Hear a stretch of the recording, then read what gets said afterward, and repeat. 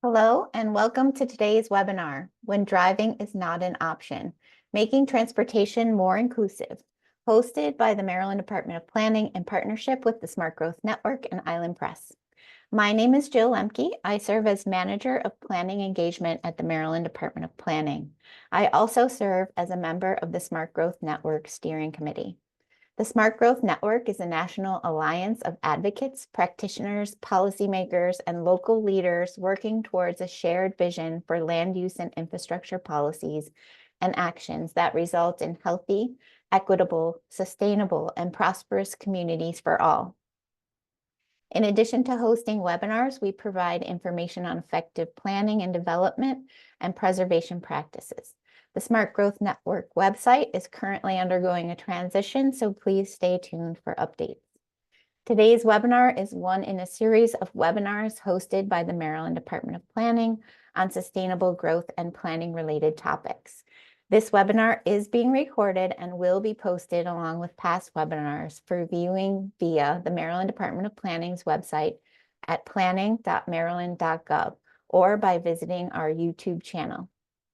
Our website also provides valuable information on statewide planning initiatives, tools, and educational opportunities, including information on future webinars. We also encourage you to subscribe to our e-newsletter to learn more about our upcoming programs. It is important to note that the views expressed by the speakers are those of the speaker and not necessarily those of the Maryland Department of Planning, the state of Maryland, or the Smart Growth Network. Viewers of this live event are eligible to receive 1.5 CM credits or 1 equity credit from the American Planning Association. To receive your credits, please visit the APA's website, planning.org, to log into your account and search for the name of today's event. You can also search for the event number 929-2009. Following the presentation, we will address as many questions as time permits. You can submit a question at any time by opening the Q&A tool in the Zoom control panel. Now, I am pleased to introduce our speakers for today. Anna Zeivarts is a low vision parent and non-driver and author of the recently published book, When Driving is Not an Option, Steering Away from Car Dependency, and available on Island Press. Anna created the hashtag Week Without Driving Challenge and is passionate about bringing the voices of non-drivers to planning and policymaking tables. Anna sits on the boards of the League of American Bicyclists, the Pacific Northwest Transportation Consortium, and the Washington State Transportation Innovation Council. She also serves as a member of TRB's Committee on Public Health and Transportation and the National Aging and Disability Transportation Center Coordinating Committee. Dustin Black has been designing and building roads for the last 18 years. He currently works as a senior design engineer at the Michigan Department of Transportation. He is also engaged community activist, volunteer, public speaker, husband, and father. Dustin is a public servant through and through. His work focuses on the intersection of transportation, land use, and the built environment. Rebecca Kick graduated from Andrews University with a Master's of Architecture and the Master of Architecture and the University of Notre Dame with a postgraduate degree in Architecture and Urban Design. Rebecca's current position is with the City of Kalamazoo, Michigan, where she serves as the Assistant City Manager. Her experience includes co-creating the Strategic Vision and Master Plan Imagine Kalamazoo 2025. She is also a board member of the 100 Mile Coalition created by the University of Notre Dame's School of Architecture Center for Housing and Community Regeneration. The coalition's mission is aligned directly with the work being implemented in the city of Kalamazoo, and the coalition allows collaboration with similar-sized communities within a 100-mile radius of South Bend to solve commonly shared housing, transportation, and community development challenges. And now it is my pleasure to turn it over to Anna, who will kick off the presentations. Welcome, Anna, and thank you so much for joining us today. Good morning. It's great to be here. I'm going to launch the screen share and get this going. Good morning, everyone. I come to you from Seattle, Washington, where I was born in Washington State, outside of our capital city, Olympia. And as my bio mentioned, I was born with an eye condition called nystagmus. It makes my eyes, my brain tells my eyes to move all the time. They're kind of shaking like this right now. And that means I don't see 20/20. My visual acuity is limited. I have a hard time seeing distances and fast moving objects and details. And it's definitely not safe for me to drive. And so, growing up in the woods outside of a small town in called Olympia, Washington, I really struggled, especially as I became a teenager and my friends got their driver's licenses, and I still had to ask my parents for rides everywhere I wanted to go. And so I I decided to move to New York City, sight unseen, because I had heard that there was a subway there that ran 24 hours a day. And the idea of being able to go where I wanted to go, when I wanted to go, without asking someone and sort of negotiating that ride was so exciting. And so I lived in New York City for more than a decade. And then in 2016, I had a bit of a moment of reckoning. I had a kid, and I didn't actually know that my eye condition was genetic, but it was, and he inherited it as well. And I felt really, really sad about that for a while, and started to really sort of process the feelings I had towards my own disability and the fact that I'd kind of been able to not deal with that by living in a place where it wasn't as big of a deal as it would have been in any other city in the U.S. And so eventually, I reconnected with the disability community, or connected actually for the first time through Twitter and through some amazing activists like Alice Wong, who really helped me start to see myself as part of that community. And through that work, I connected back to my home state, Washington State, and took a job at Disability Rights Washington. And that's really where the work in this book sort of begin. Is I came back to Washington State, and these are some images of my work at Disability Rights Washington, where I was hired as to lead the video production and storytelling team. My background is in storytelling and narrative change and communication strategies. And right away, I started to meet lots of other people who couldn't drive. And that was it was a wonderful experience for me to start to see that I really hadn't been alone growing up. I just hadn't been connected to the right communities. And so, in meeting and hearing about the experiences of lots of other disabled non-drivers and people who couldn't drive for lots of different reasons, I got really excited about making those stories more visible. And so that work started to manifest itself into what we called our Transportation Access for Everyone story map. There's an image here on the screen of little markers all over the state of Washington. We did more than close to now 300 interviews with non-drivers from every legislative district in our state. And that helped me understand how many people were out there, and that it was actually a really common experience to not be able to drive, or not afford to drive, or be too young to drive. And I started to sort of try to get better data, and also really wanted to bring to light some of these stories. And so that's the genesis of this book and the work that I do.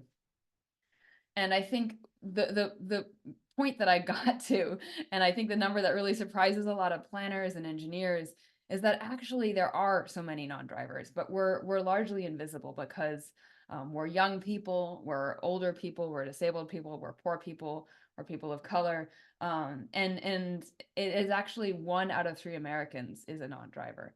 And this data is backed up. If you just look at the number of driver's licenses in the United States, only 31 out of every 100 residents in the US doesn't have a driver's license. In Washington State, we got a study funded through our legislature that was conducted by Tool Design, and that study found that 30% of the population here in Washington State are non-drivers. The state of Wisconsin has done really tremendous work as well, looking at non-drivers, and found that 31% of their population are non-drivers. And so there's actually a lot more of us out there than you may consider. So one of the book really centers on the experience of disabled non-drivers, because I think that's a community that our needs aren't particularly well understood. There's an assumption in the US that if you're disabled, maybe you drive or you're driven places. I think a lot of that is just because the disabled parking placard is such a visible marker of disability in our communities. But the reality is that people with disabilities are 4 times more likely not to drive than non-disabled people. We actually use buses, we use transit more than non-disabled people, and adults with disabilities who work actually are more likely to walk for a greater share of our trips than people without disabilities. And this is an image here of some folks in Washington State waiting for a bus and a semi-rural road that doesn't have a bus pad, and so the person in the wheelchair is waiting out in the street. So just lots of barriers encountered by people with disabilities, which non-drivers with disabilities, which I'll get into later. Another big segment of non-drivers, and the reason I talk about it sort of as non-drivers and not people with disabilities specifically, is that there are many people who are aging out of driving who really don't feel comfortable using the term disabled or identifying with that term. This is an image of my grandma who lived in rural southern Indiana before she passed away. And before she passed away, she was having a lot of trouble with her heart. But she didn't want to stop driving. She really didn't want to have to leave the home that she lived in for 50 years. And so she kept driving, even though she kept on passing out from her heart condition and driving off the road. And I think that's an experience of many older people. And 18% of people older than 65 don't drive, 35% of women over the age of 75. And then there's many people who do continue to drive, but their driving is limited, or it's not necessarily the safest choice. People like my grandma, but would never ever on a box sort of say that they're disabled or take on that identity. Youth and children are another big segment of the population of non-drivers.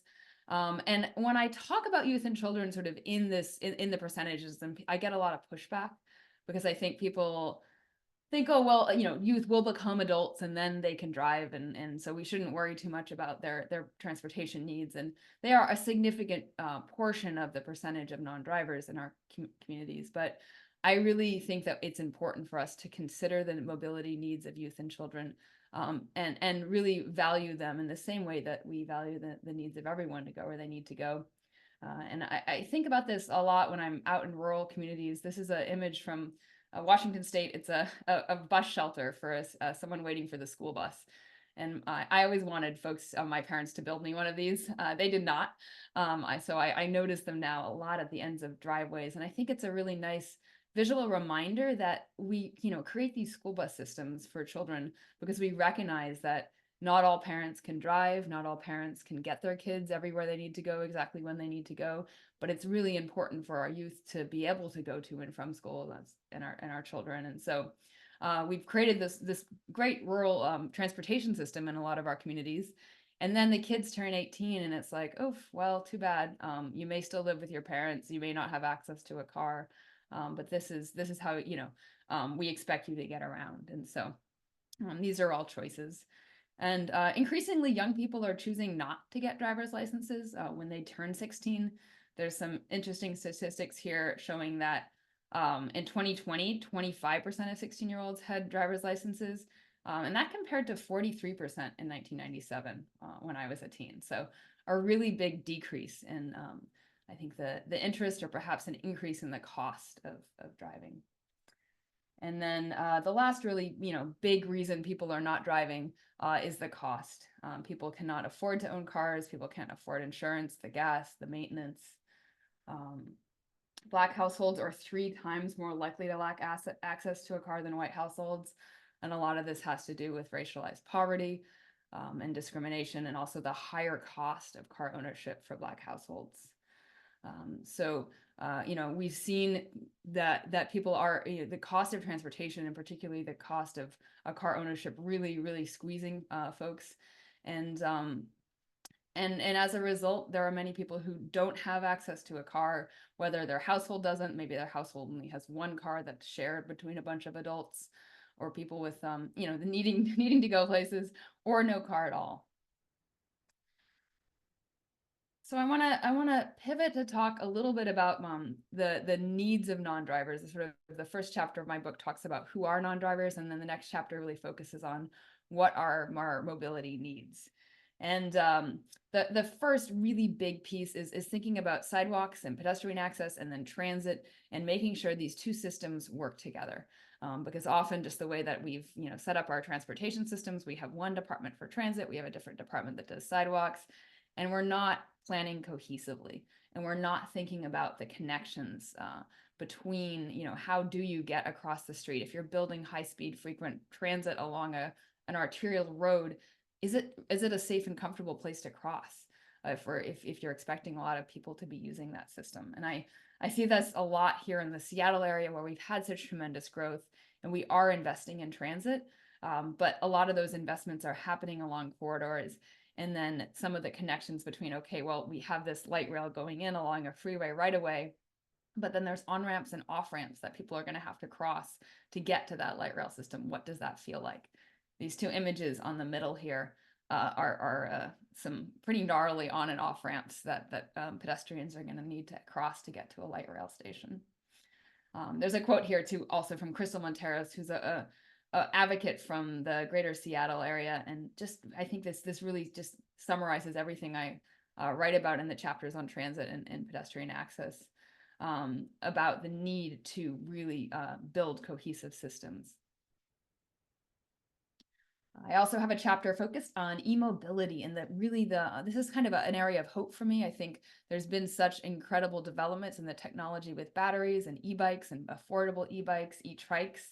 I was dropping my kid off at school this morning and saw an e-trike from one of the teachers parked on the bike rack, and really exciting that these mobility options are expanding, and especially because our communities are so spread out, having options to go further then it's easy to walk or roll in a non-motorized device is really great. And is also a tremendous option for many of us, like myself, or like Ivy here on the right, who's featured on this red bike in Tucson, Arizona. People who are low vision, people with intellectual disabilities, people who can't get a driver's license, but for whom e-mobility is still a really tremendous option. And I also talk a lot to folks who are power wheelchair users, and the sort of disparity we see between some of the advances being made with e-bikes and e-trikes, and the need to have more of that technology transfer over to power chairs so that they have longer battery ranges and are more durable in more weather conditions. And then finally, I think this is a really appropriate considering the audience today, but thinking about sort of the land use and planning piece of this and housing. And at the end of the day, if you can't afford to live near where there is transit, where there are sidewalks, then you're priced out of living in a place with access, especially if you can't drive. And so we both need to make sure that there's affordable housing in our communities where we have good transit, where we have that pedestrian and bike connectivity. But also we need to be thinking about how do we make sure that we have services, we have grocery stores, we have medical services, childcare, schools, jobs, close to where people are living in smaller communities and further out places. And finally, I just want to touch on this sort of the emotional burden. And I think I talked about this at the beginning, but often when I talk about how difficult it is to get around this country as someone who can't drive or can't afford to drive, there's this assumption that, well, oh, you can just ask your friends and family for rides. And for a lot of us, that is actually often how we get around, because transit is lacking, because sidewalks and our pedestrian networks aren't safe or comfortable. We do end up asking a lot for rides. But asking for rides comes with an emotional burden. It comes with a cost, whether that's a negotiation in a relationship. There's lots of reasons that it's not so easy.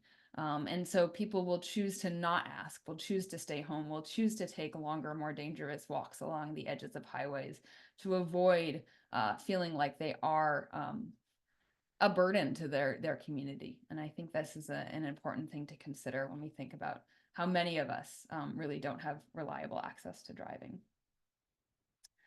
So how do we change this all?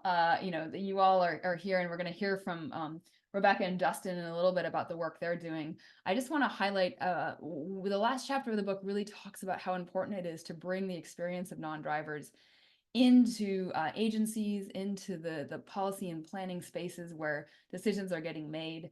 And a really easy way to do that is just starting to look more critically at job postings and making sure that you're not using sort of standard HR language that often includes driver's license requirements. These are a few screenshots from jobs that were definitely not jobs that needed someone to be able to drive to do them, but did have a driver's license requirement included automatically. And so starting to go through your job postings and think, okay, can we remove some of these requirements like driver's licenses, like the ability to lift 40 pounds, also thinking sort of broader about other sort of credentials and requirements that may exclude people who haven't had those opportunities, but may have really valuable experience from their own lives about using transit, using sidewalks, needing affordable housing. All of those things also bring important skills to the table. And then finally, the other way to sort of bring that knowledge to our communities and to decision makers who perhaps do have the ability to drive is the Week Without Driving Challenge. And this is a wonderful challenge that we launched in 2021 here in Washington State, and is now a national challenge that we have created in partnership with America Walks. And the idea behind the challenge is basically that for 1 week, and we usually do it in the fall. This year it's September 30th through October 6th. We ask decision makers, elected leaders, people who work in transportation agencies, members of the public, to take the challenge and try for 1 week to not drive themselves. We recognize that for a lot of people, this is going to mean asking other people for rides, but that's a great experience to understand what that feels like. To also understand what it feels like to use some of the infrastructure that we know is lacking, to understand what it's like if you live way far out, what that would mean for someone who couldn't drive, to be able to get around and get your needs met.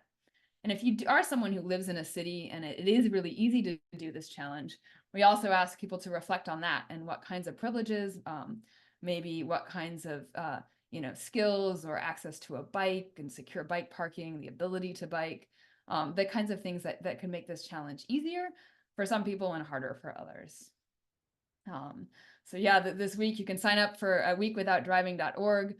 We have seen, as a result of having done it now in Washington State for a couple of years, it really has helped reshape the conversations we're having with elected leaders and decision makers in our transit agencies and transportation departments about the need for investments in our system, and really making some changes to make it possible for people who can't drive and can't afford to drive to also be active and productive and included members of our communities. So I'm going to turn it over to Dustin and Rebecca now to share more of their experiences working in Michigan and then some of the work they're doing, and excited for the Q&A in a few moments. Thanks.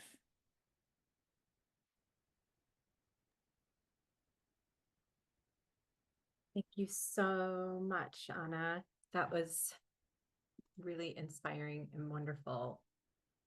I'm going to share our screen here.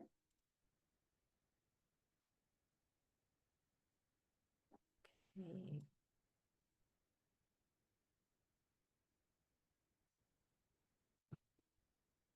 All right, so I think first it's really important for Dustin and I to really introduce how we got to our projects and into our journey so that you really understand where our motivation and drive to make change happen in Kalamazoo, where that really comes from. For me, it really started in architecture school. I was lucky enough, as you heard from my bio, I was lucky enough to attend 2 architecture schools where I was learning to be deeply rooted in the philosophy that what you can create for others can either heal or harm. And we studied both situations over and over within the context of the community. And so throughout my career, I sought out opportunities to follow the do no harm option, which 9 times out of 10, which was reversing the harm that had been done.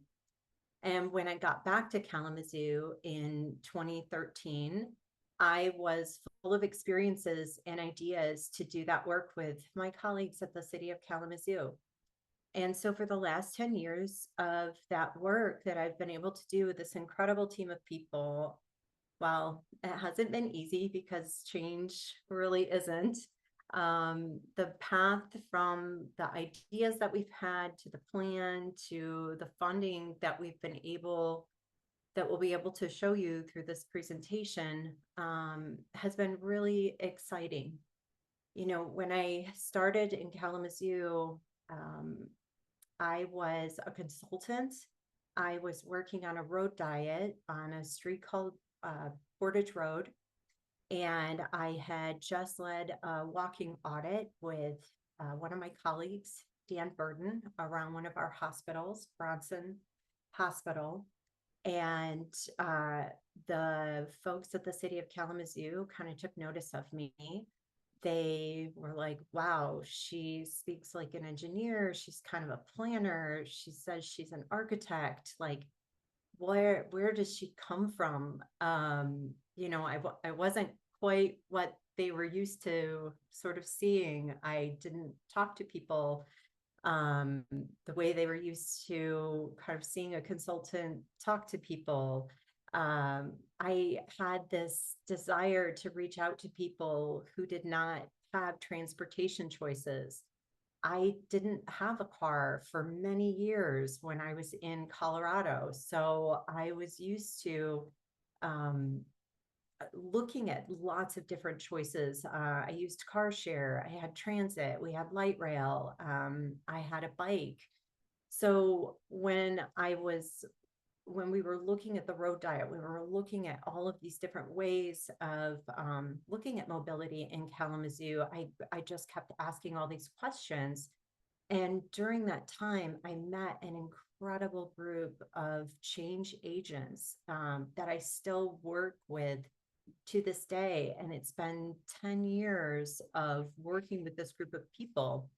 And I know that that's what keeps us going, is just this really strong sense of understanding that streets are most dangerous for people without transportation choices, because they are often not considered at any point in the design, the destination, the wayfinding, or in the access to those places.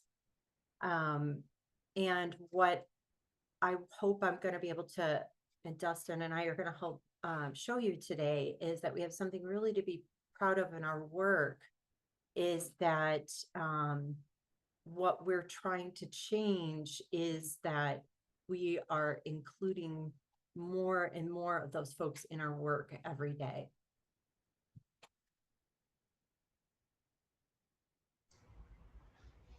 Thanks for teeing up that slide, Rebecca. And thank you to Anna and the Maryland Department of Planning, Island Press, and the Smart Growth Network for inviting us all here today to share space with you and talk about this book, which has been an absolute delight to read and digest. So really excited to get into that conversation. But first, I'll do a quick introduction about myself and talk a little bit about my journey. So my name is Dustin Black. I've been designing and building roads for a while now at the Michigan Department of Transportation, where I currently work as a senior design engineer.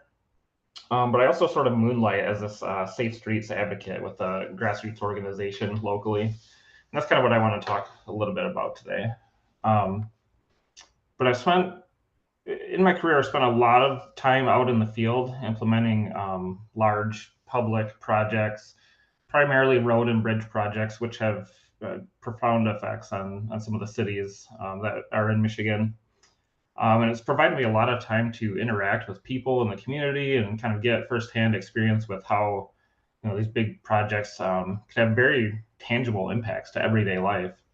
The way we shape our built environment really impacts everything from the day-to-day sales of a small business to personal mental health and wellness, all the way up to generational wealth of families as we develop greenfield and cut off land with sprawl and low density kind of car dominant design.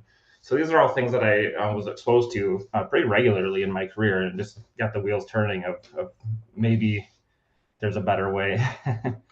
So I spent a lot of time, standing at the end of someone's driveway or in their parking lot or in their conference room, kind of hearing about how their lives are being transformed by by our work, for better or worse. And it's really this kind of collecting of stories that has sent me on this journey of seeking a more just and more accessible built environment, a built environment that better serves people. So that's kind of what I'm after today. Rebecca, would you mind advancing the slide? Um, so something like 30% of Michigan residents don't have a driver's license. Closer to 40% are non-drivers. This is either due to any number of reasons: age, ability, legal status, or some other factor. But it's a very large portion of the population that we're talking about here. So it's very, very large amount of people that are getting missed by the traditional planning and engineering ways we do business. Additionally, there are concerns with the affordability of car-dependent or kind of car-only built environments. The Car Advocacy organization, AAA, observes that it's about $11,000 to own and operate a reliable car in the state of Michigan right now. And I want to reiterate, that's a reliable car, not a new car, but just a reliable car. That's a big chunk of change for a lot of families in Michigan and everywhere. In Kalamazoo, where I live, there's many neighborhoods that have per capita income that's closer to $23,000. So a car is costing them about half of that just to maintain reliable transportation. So there's people in my community making tough decisions tonight, this very day, about maintaining reliable transportation, or putting food on the table, or saving for college, or making a much needed home repair. To me, that's an unacceptable paradigm, and that's something that I work every day to try to challenge. So it's unfathomable to me that we're leaving such large swaths of people just kind of hanging in the wind like that. So this is very, very personal to me. Likewise, here's a picture of my son. He's now about to enter middle school, so it's quite a while ago. But I do think about his safety, his autonomy to get himself around his community, and really what options he has for his future to decide that for himself. So we've sort of created our cities as these little like archipelagos where we have these usable spaces that are separated by uncrossable roads, or they can't be reached by a disconnected sidewalk or transit line that doesn't go there or run certain hours of the night. Is very challenging, and I could go on forever about that. And I think Anna does a great job describing these issues in the book. But I just want to highlight those as some of the many, many reasons that I volunteer with the group that I do. Like I said, I moonlight as like a safe streets advocate. And on the next slide, Rebecca, is kind of what we're about. So it's called Mode Shift Kalamazoo. And we exist as a small community collective that works to make walking, biking, and transit the easy choice for everyday transportation. So there's a great section at the end of Anna's book. It's called What You Can Do Right Now. And it's those very immediate bite-sized chunks of like actions that you can take right now. And that's exactly what Mode Shift is all about. So it's sort of through this work that I work particularly close with the Kalamazoo staff and with all the wonderful things that Rebecca and her team are doing, including the entire Imagine Kalamazoo apparatus that she's going to talk about in her next couple of slides. So thank you. Yeah, this is where our work gets really exciting with Mode Shift and the advocacy work.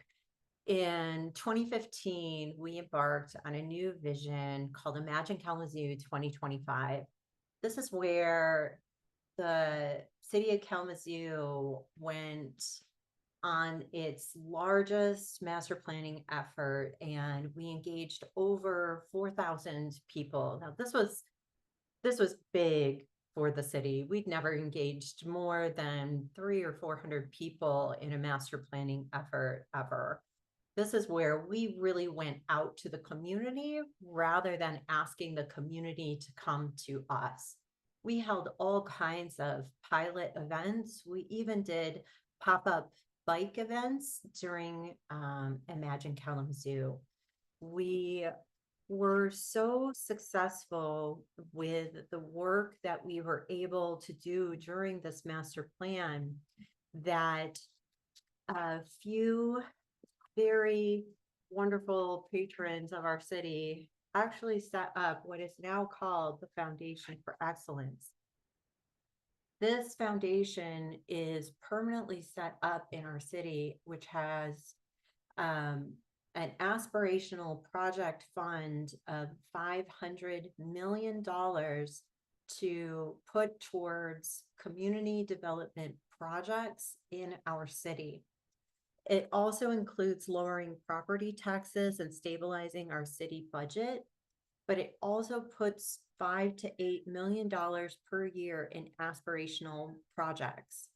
Now, some of those projects are incredibly targeted towards pedestrian improvements in our city, such as matching projects like our street conversions. So we have 4 barriers in our downtown which directly barrier and many cities throughout our nation have one-way pairs that have run directly with major red-lined neighborhoods, massive railroad infrastructure. Kalamazoo's no exception to that exact same pattern that happened in many mid-sized cities, segregating neighborhoods, disinvestment, and we're also trying to reverse the harm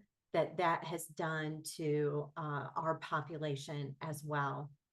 Our Foundation for Excellence, Imagine Kalamazoo, and the advocacy that Dustin has also talked about, we're all trying to work together to undo that harm, reconnect our neighborhoods back to the pedestrian infrastructure, the non-motorized infrastructure, the transit infrastructure, to reconnect to our jobs, our non-motorized network, our pedestrian network. And it is creating a lot of change for our city, as well as looking at all of the networking strategies for all of our users. As Anna had mentioned earlier, when she showed pictures of folks who are waiting for transit, in like those rural places, we're in a very urban place, and yet you could see people waiting in a very similar way on places that look like highways and byways, but yet you're very close in our city, but feel miles and miles away because the infrastructure is so oversized and you feel like you can't get anywhere because the network is so oversized. And so we've been working with MDOT. We've transferred our streets back to the city. We've been expanding our non-motorized network to make sure that we have the right sized connections. And we've actually created our own local street paving crew to be able to work on these projects at our own pace as well, with our own local funding.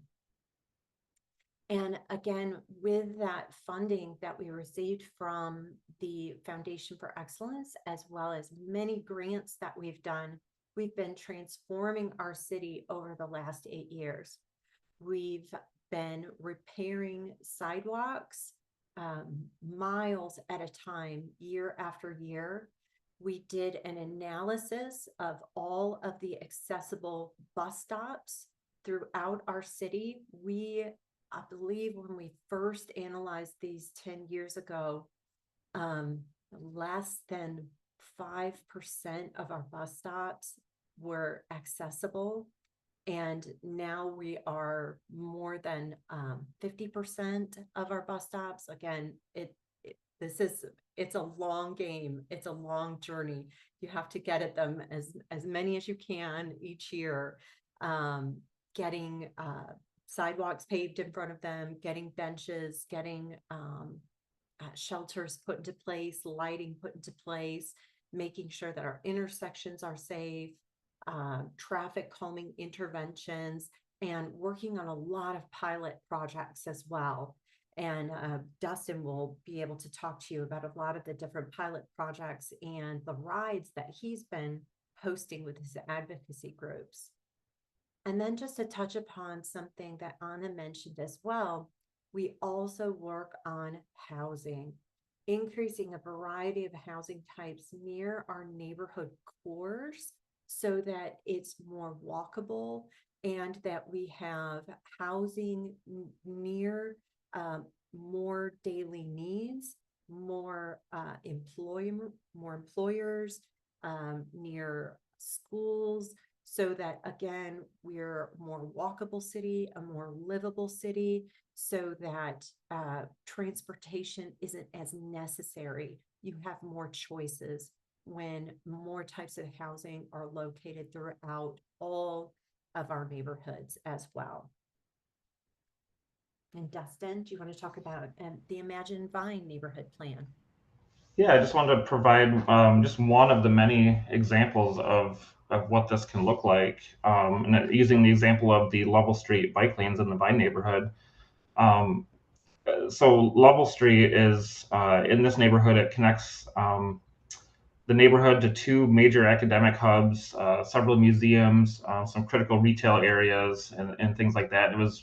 It really comes from this plan, this Imagine Vine plan, where the city engages all the residents through the neighborhood association. So very, very deep engagement. This particular plan involves 16 engagement events, 4 public surveys, 8 focus groups, and a neighborhood-wide celebration to roll out the plan when it's complete. So several years of work. And as Rebecca said, the goal of developing these plans is really to formulate a list of neighborhood priorities in the areas of housing, community, connectivity, food access, things like that. So with Mode Shift, we primarily focus on the connectivity or the infrastructure side of things. And after all that engagement, the top thing on this list was these 2 bike lanes to connect the neighborhood to the other parts of the city. So that's kind of what we focused on. So the way that worked is once this was identified by the community as a need, our group came in and tried to offer the technical expertise to make it happen. We partnered with the League of Michigan Bicyclists to implement a short-term pilot project with this bike wave equipment that you see in the background here. It was actually on free loan from the League of Michigan Bicyclists, but it was funded by AARP because they realized active communities play a role in that long-term health and access. So getting the infrastructure there, putting it in place, navigating the stuff with the city to get the right of way aligned. Those are all key things that we did. And then we had some fun. We organized several group slow roll rides to introduce the infrastructure, get feedback. We worked closely with the transit agency to make sure that the bike wave system didn't contradict with or conflict with bus ramp deployments. We had to adjust a couple of things based on that. And because of the positive response, because of this pilot that was free, it allowed us to leverage into some additional federal funding for a longer term pilot, which we're going into now, which looks like this. It's a little more robust infrastructure, and it's probably, I think it's about 4 times as long. The original pilot was about 3,000 feet. This one's just over 1.5 miles. And it will be in place for several years instead of just several months. So it's really illustrative of the incremental approach that we can do when there's a clear need. You take smaller bets, make sure they pay off, and take a little bit bigger bet, make sure it pays off. And then eventually Level Street is going to be redesigned and reconstructed. And then at that point, we'll harden the infrastructure. So it's very simple, but it all starts with getting the right people at the table to understand what their needs are, help articulate that and then bring it to the city level. So this is an iterative process. It was a long game, but it was something that we were able to get done successfully through this Imagine Kalamazoo apparatus. So those are those aspirational projects that Rebecca was talking about earlier. And that's just one example of many. Yeah, and our next steps are, again, it was Imagine Kalamazoo 2025. So now we're about to get into Imagine Kalamazoo 2035. And we've got some partners that are already working on some pretty incredible projects. We've got Discover Kalamazoo and Disability Network, Metro Transit, partners at Outfront and NAACP are all working on some really incredible, interesting projects throughout our city that we're going to begin partnering on, as well as we've got snow clearing pilot projects, pedestrian crossing ordinances, and Metro Transit has started a micro transit project as of this year that we're going to really start to follow, see how that begins to work out. So we really just want to make sure we give everybody enough time for questions so that we can make sure we give you time, give you some time to answers too. So thank you for your time today. Stop sharing there. Thank you. Excuse me, my allergies are acting up. So this concludes the presentation. Thank you all for being with us today and sharing these important stories. Throughout the presentation, we have been assembling questions from the audience. Please continue to submit questions throughout the discussion, and we will get to as many as we can until 2:30 p.m. So I'm going to ask the presenters to turn your cameras on so people can see you, and we'll get started. To sort of go along with Rebecca's last sort of closing remarks, a lot of people have been asking about how the infrastructure and maintenance issues are handled in places where winter is an issue. How are adaptations like separated bike ped lanes maintained in a winter environment, and what's your advice or experience on that? Sure. Simple answer, we figure it out. More complicated answer, we do a lot of training. So sometimes you need to get specialized equipment. Often you don't. Often you need to design for what you have.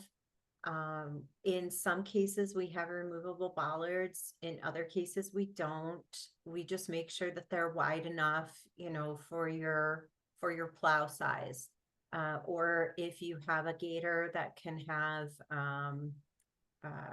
one of those brush apparatuses put onto it, just think about what you have, use the equipment that you can utilize. Is the best that I can say for you. You got to design for what you've got. Yeah, it has to be a very intentional decision to expend resources for that. And I think that's one of the things that Kalamazoo does really well is that as a priority for them, and it shows. From an infrastructure standpoint, I would say building things wider and with more forgiving sweeping geometry like we do for cars, for example. If we can get a plow in there, physically fitted in there, that is obviously more beneficial than trying to do things with snow blowers or something, for example, or shovels. It just is cheaper to kind of institutionalize those operations with a little forethought. So that would be my recommendation. This is Anna. Does Kalamazoo plow sidewalks as well? I know that's something that we hear a lot about, and I have been really excited to hear about the work happening in Chicago with the Plow the Sidewalks pilot there. I know that's especially in the snowier parts of our state, something we hear about a lot around pedestrian access. And the streets get plowed and all this snow ends up in big piles right around the curb ramps and then people have, you know, no pedestrian access. In our downtown, we have a really gracious snow melt system. So that has been a real blessing in our downtown, unless it gets extremely frigid and the snow melt system doesn't work. I mean, it has to get really, really below zero. But the downtown snow melt system is a real blessing. Now, out in our neighborhoods, we do have to rely on manual labor. We don't have a full-blown snow like plowing the sidewalks yet. We are working on a pilot project. We worked with the Bloomberg Institute to do a big kind of brainstorming. They have a cities lab that we worked with for a year to think about how we would institute a snow plowing and a sidewalk plowing kind of cohort of neighborhoods for, you know, what would that look like for Kalamazoo? And so we're about to roll that out this winter. So hopefully we'll be able to share that as a model soon. Be exciting. One thing I would add too is, you know, again, road designer here, putting on that hat. One thing we do to improve walkability, one of the tools we use are what's called curb bump outs, where we actually bring the curb line in a little bit to shorten the crossing distance, provide visual cues that there is a crossing, things like that. There's a couple best practices with that as it pertains to winter snow maintenance, particularly when you talk to the snowplow drivers. They have a hard time when that bump out is at the end of a block. It's much easier for them to come in to approach a block and turn into the curve and then go straight out. And that helps clear that snow so it doesn't dump off right in front of that sidewalk like that. So I see a lot of cities that try to put them in both spots or, you know, both sides of the road, and it catches a little pocket where it actually pulls the snow off the plow and dumps it right where you don't want it to be. So there's, you know, some issues with that. So there's, you know, that's just a best practice. I have that conversation a lot. You know, we get a lot of snow in Michigan, especially up north. And that's just one of the best practices that have kind of emerged over time. So something like that, you know, from an operational or maintenance standpoint, is basically free because they're plowing that road anyway. So there's no extra ask. There's no extra burden, either financial or time or equipment. So it's just with a little bit of forethought, you can kind of build that into the process, and it really helps. Great. Thank you. Someone had asked about the provision of sidewalks and the provision of ADA accessibility within the sidewalk systems. Do you have any thoughts or experiences on public policies that require or don't require sidewalks, and how the responsibility for maintenance? I know in Maryland, the responsibility for maintenance is largely with the property owners themselves, which is one of the reasons some communities oppose adding sidewalks in suburban and rural areas. Does anyone have any thoughts or experiences on that issue? I can jump in. This is Anna. So it's something that we, you know, battle with in Washington State, and I've heard in communities all across the country. I was just doing a bike ped safety assessment for New Hampshire and hearing about how communities wanted sidewalks ripped out by the state DOT because they didn't want to maintain them, right? And what an access barrier and a safety challenge that was. But here in Seattle, we were successful in passing a piece of legislation last December that was kind of a complete streets update that requires our state DOT as they are, our city DOT, not our state DOT, our city DOT as they are doing major repaving projects to also repair the sidewalks along any arterial corridors that they're repaving. So, you know, starts to slowly shift that responsibility because it is all public right of way back to the local jurisdiction instead of the property owner. I think we are looking at the possibility of changing some state RCW language where it really does lay out that it's the responsibility of the adjacent property owner. and seeing if we can shift some of that responsibility to the jurisdictions. And that's a huge political lift, obviously, because there's, funding questions and logistical questions, but it's such a disparity between, when we have these beautifully maintained roads, and then, equally part of the public right of way are the sidewalks, and they're just abysmal and inaccessible, and then people are forced out into the roads in really unsafe conditions. Yeah, that's a huge challenge. Dustin or Rebecca, did you have anything to add to that?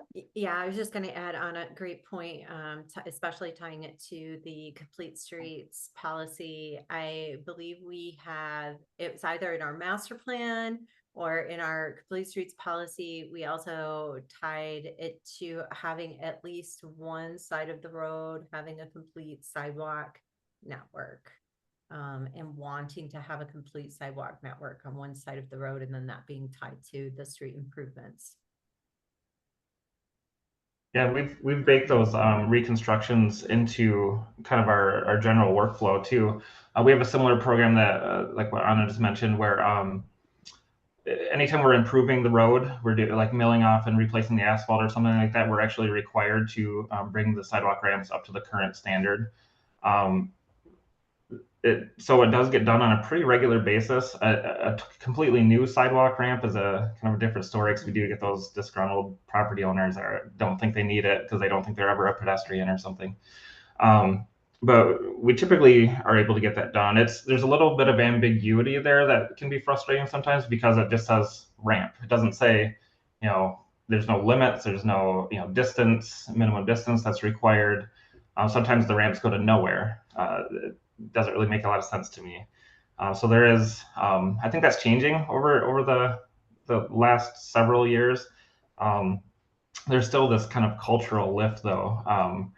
One thing that really brings that home for me is when we put out a set of construction plans for road work, we say, hot mix asphalt, signs, and ADA ramps. Like, we don't just call them sidewalk ramps, we call them ADA ramps, like they're this special ad hoc extra ask, and instead of just like an integral way that we do business.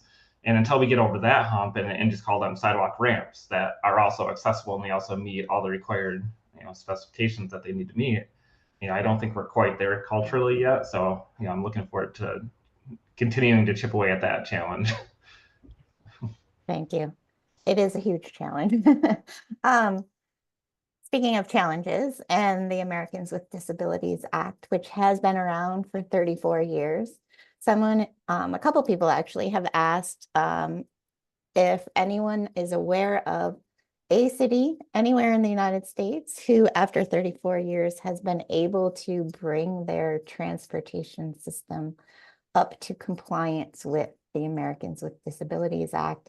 And I think as planners, we often struggle with, is there actually a national standard on how to meet the Americans with Disabilities Act? That is such a great question. This is Anna. I do not know of one, and maybe there is. I could imagine perhaps a newer constructed community could have been really intentional about it. I think we're also still sort of waiting for the final adoption of PROAG and making that, the standard. And so that may continue to communities need to continue to evolve to meet those standards. I would say, I mean, it's so frustrating for me when we started to look into why so many communities in Washington State didn't even have ADA transition plans.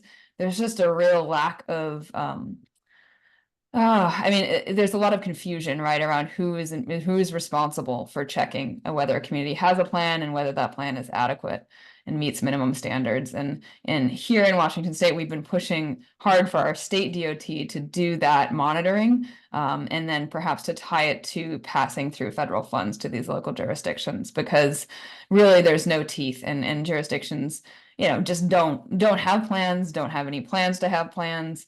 We're starting to see some movement as our state DOT has started to communicate more that they expect these plans to exist and they will be evaluating them. And I think Oregon has also, we borrowed a matrix from Oregon to evaluate the quality of some of these plans. And so I hope, and I know the federal government is starting to look at state ADA transition plans, and there's some maps that show, which states have plans and how adequate those are. But just a huge lack of follow through. And yes, the ADA isn't perfect. It really doesn't get us to fully accessible communities. It doesn't deal with so many barriers. But it's been around for so long, and we've made such little progress in so many places that feels really frustrating. To your point, Anna, I feel like ours are disparate. I mentioned the one that our public transit has for the bus stops. So I know of that one. I know that analysis has been done and that we're chipping away at it as we have resources. And that feels solid. That feels like it's being done. The other one that I know of, our downtown had really great analysis done of all of the infrastructure within the downtown boundary, kind of like as a boundary. All the sidewalks were analyzed for like slope, curb, width, radius, all the tree grades, like all of it, to see how it complied with ADA. But yet we have all the information. It's all in GIS, it's all photographed, but what's the plan to get it up? Like that's not clear. Well, I know it will be utilized while we're working on the two-way restoration of traffic, and that it will be taken into account. But those plans take a long time to come to fruition. But again, I think the analysis is being done, but how it gets put into a plan is one thing, how it actually gets implemented is another. Right. Yeah, those are all really good points, and I'm glad, Anna, that you brought up the transition plan, because to answer the question directly, or most directly, I think, yes, there are quite a few cities that are in compliance, just because what is required is that they have a plan. Doesn't mean they actually implement it or do anything. It's just that they have a plan. So that's very, very low hanging fruit. So we get into those issues of putting that teeth to it. There's the carrots there, but where's the stick?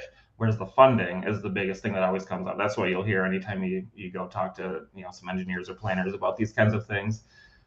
So that's, again, the frustrating part, but that's why I'm really thankful for a book like this to be written. I'm really excited to get it out in front of people, to get that message out. Do events like this is really, really exciting. And then kind of selfishly, I wanted to give a shout out to the city of Kalamazoo, since we're on the topic of sidewalk ramps. And I believe it was 1945 they were credited with the first one in the country, in the city of Kalamazoo. So and I believe it's still there, actually. Yes. So we have to dig that up and put it in a museum or something. But like, look how long we've been working on this. But so kudos to the city, the past staff for that. But yes, it's very much a long game. But I think putting some teeth to that, putting some funding to that, and some requirements is really how we get it over the hump. Yeah, and I think throughout the conversation, we've talked about intentionality. And I think when we were first talking about this webinar topic, I learned that the city of Kalamazoo's goal is to become the most accessible city in America. And I think that is an intentionality that is commendable and is something that all communities should strive for, to be accessible for everyone. We have had a bunch of questions from people who have adult children who are non-drivers and who care for elderly family members who also can't drive.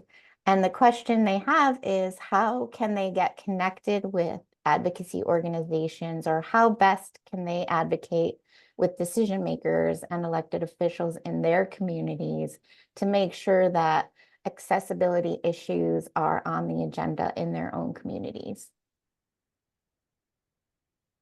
I'll start, and then I'll let the Kalamazoo folks jump in. But so this is Anna, and I would say My suggestion is, I mean, it can feel hard to find a space for advocacy, and I think a lot of people who can't drive or can't afford to drive are isolated because there's a stigma around if you can't afford to drive, there's a stigma around admitting that.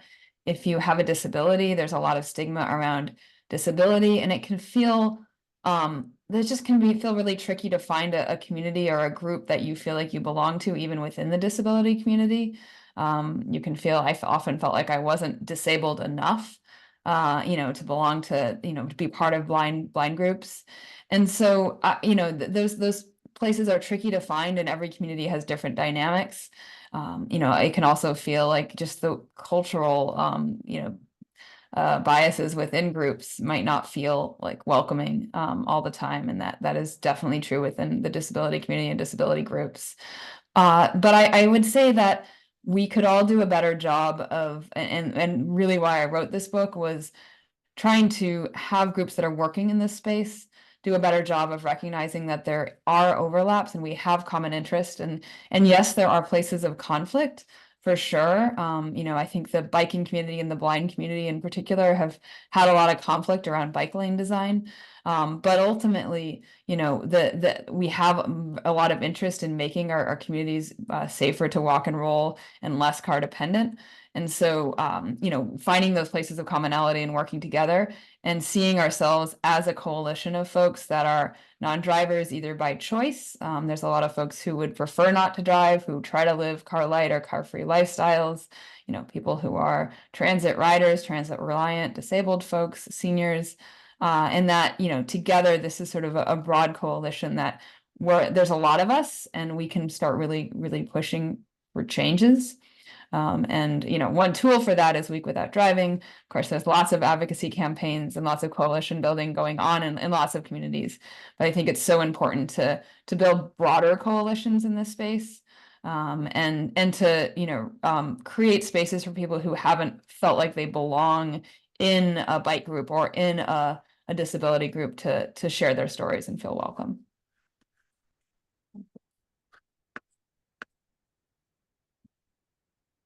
Not sure if Rebecca or Dustin wanted to jump in on that.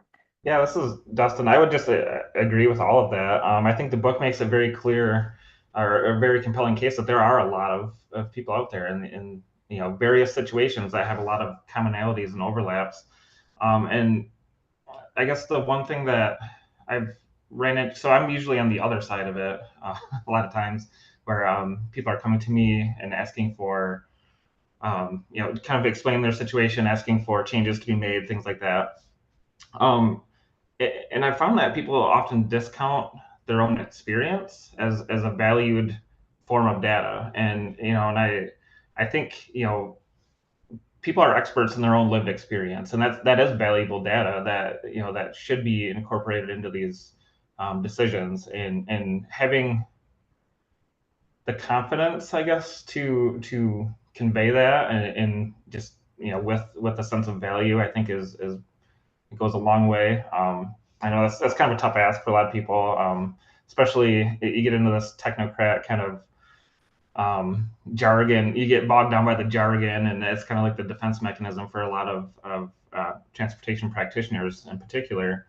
But just hold fast, I guess, would be my advice, because that is valuable information. We do need to hear it.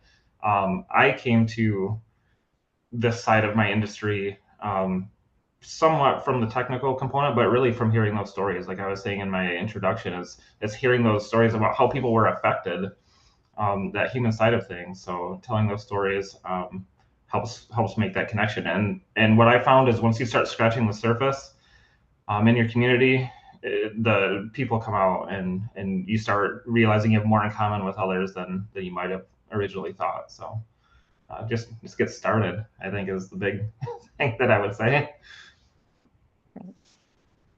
Thank you. There's a large component of our audiences that are in rural areas and suburban areas, and there are some questions about how transit services or on-demand services can be improved to work in rural areas and suburban areas that are not currently designed to support transit and non-driving types of transportation. Could you address some of those issues?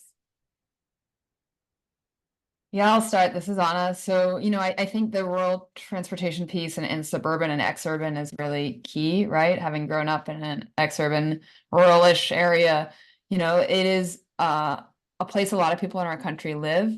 And increasingly, as our cities and our denser cities have become really expensive, it's a place where people who don't, can't afford to live in denser parts of our communities are priced out to. So I think, that piece is really key. There's a lot of hype around on-demand transit, micro transit, and I think perhaps in some of these more rural areas, that is where it makes sense the most, if it makes sense at all. But there's a real issue with scalability there. And the more people who use the service, the longer it takes, the less efficient it is, the more it becomes, has the same challenges that paratransit have. There are a lot of, volunteer ride providers in more rural areas, especially outside of paratransit service. But I share in my book some stories of people who, especially during the pandemic, felt a lot of judgment and sort of around, their choices and where they wanted to go. And there's also a lot of limitations in funding of those services that, can only take people to medical appointments. If you need to stop by the hairdresser or the grocery store, like that's not covered and we can't do it. So I really think we need to be talking about housing and housing abundance closer in. And then the other piece I think too, and this isn't maybe possible everywhere. I think in really colder climates it's going to be harder, but can we build more off-highway multimodal infrastructure for people to get around in on bikes, on trikes, on e-scooters? And even in rural areas, people are using these devices. I've heard in many of our tribal communities in Washington state, because of low rates of car ownership around affordability, e-bikes have made a huge difference. But then the places to ride these e-bikes, like where you have to ride, is the shoulder of a rural highway, which is not particularly safe. And so can we begin to build out these multimodal trails that, for many people may be recreational, but for other people are going to be a critical transportation link. So that's, I think, where I'm most excited to see investment. Great. Thank you. Let's see. I guess this is a question for Anna. Can you talk a bit about the right to travel and how you have addressed that in your book? Yeah, I mean, I guess I think about it more as the right to be included, and the need to, for people to be able to make human connections, and that's going to look different for people. And I think, for some people, and I do include a chapter, or a part of a chapter really talking about, that in some ways, better digital access can provide that connection as well. And we should be making sure that we have those possibilities open as well, especially for public participation and for workforce participation, for school. But also, yeah, that we do need the ability to leave our homes, to connect to people in the real world outside of our home. And that can also be a safety issue too for people. If you're relying entirely on, your family for all your mobility needs, and that's always a question of asking permission, that can lead to unsafe situations. And so that there is, that's a component as well to this. Great. Thank you. One of the things I like to talk about whenever I'm engaged in the complete streets discussion is that every one of us as human beings is a pedestrian at some point. And so we all are going to have times when we need to walk places, and we are going to want to walk to those places safely. So I think we all have that right to free movement, and trails and sidewalks are things that are ways to help not just those who can't drive, but those who choose walking as a viable alternative. We do have some questions about how how to balance sort of the choice not to drive and how non-driving has become an option to addressing some of our climate issues, and how those coalitions could support one another on a broader public policy standpoint, because some people are choosing not to drive for other reasons. How do we make those connections in terms of advocacy and making change in the United States?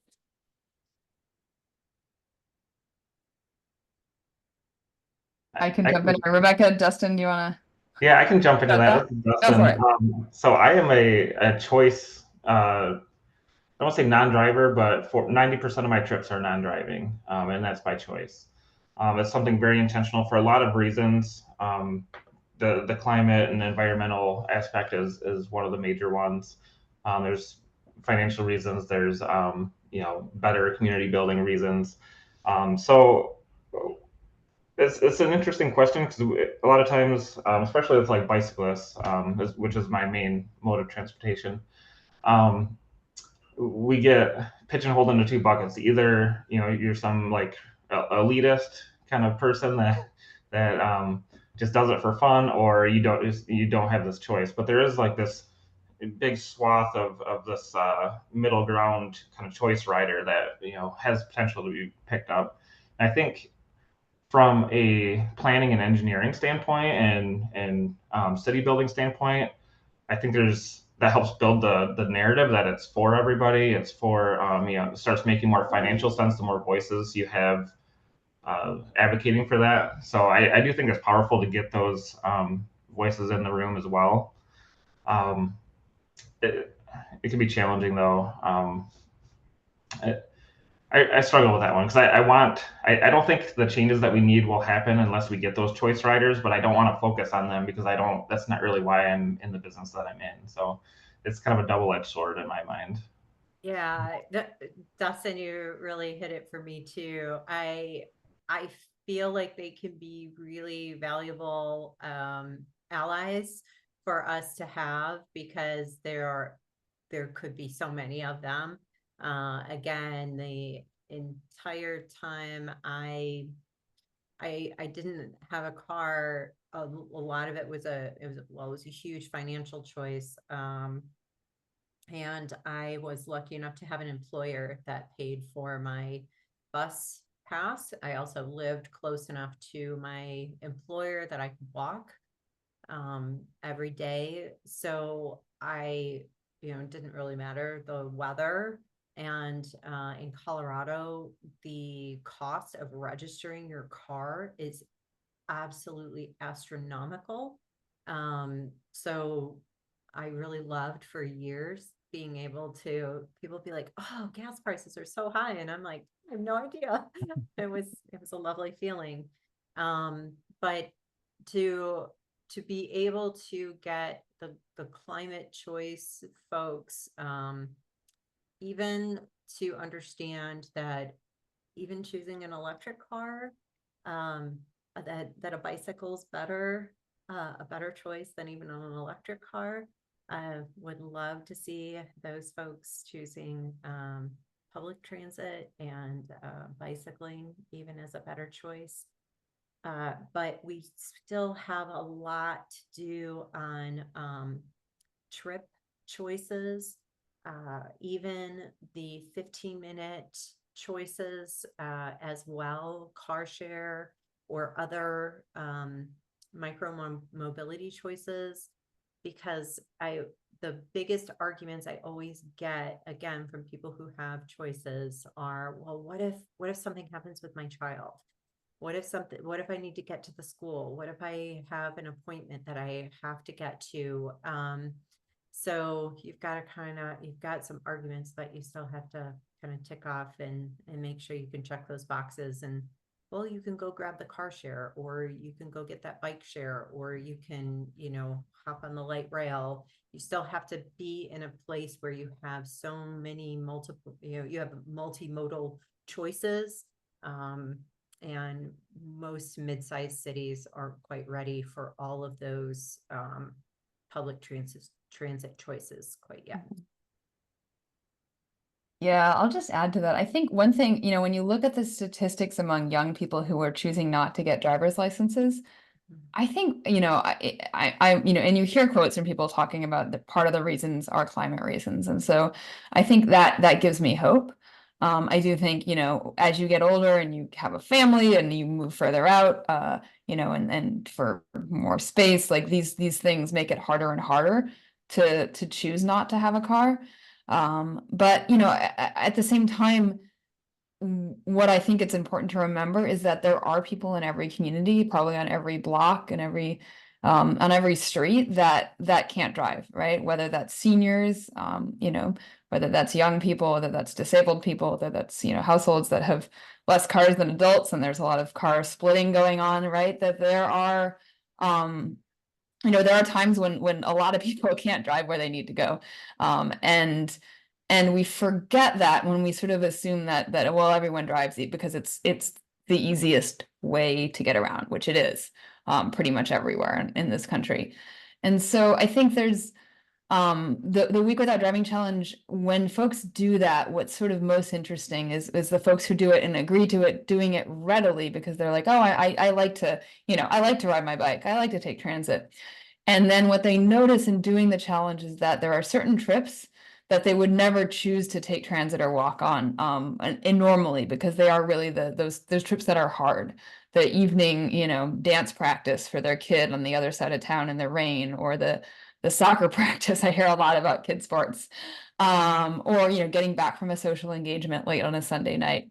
And it's those things that we need to start to change and make it easier, I think. And so by really sort of focusing on what are people who are already not driving saying needs to get fixed, those are the things that we should fix. And those are the things that we should improve, because there are a lot of people who have knowledge of these systems that we can use to design better systems. And it's not like a theoretical, oh, I would do this if, this was easier. It's like, no, this person who is already not driving, and this is what it's going to make it easier for them to get around.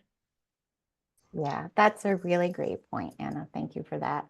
I'm going to do one more question because we're approaching the end of our time.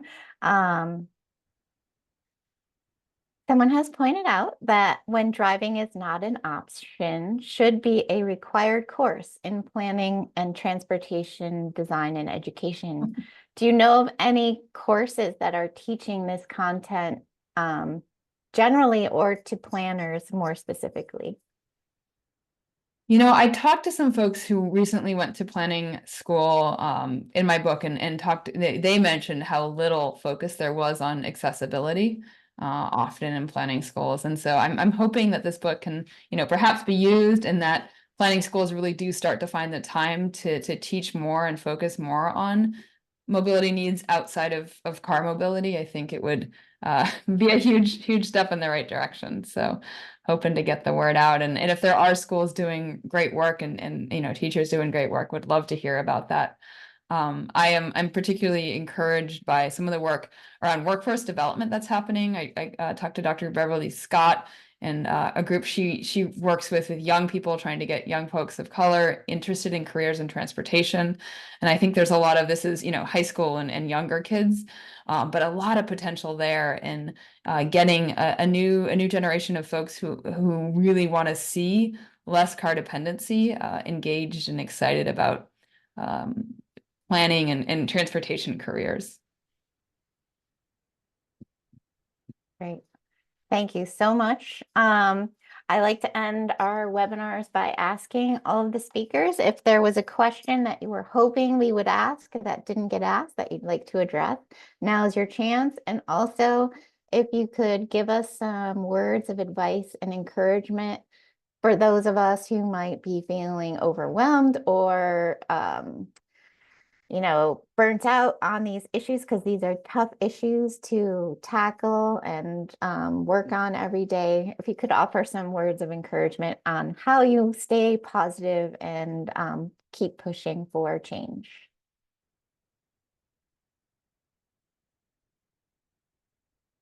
We'll start Okay. with Dustin. Yeah, I'll go first. This is Dustin.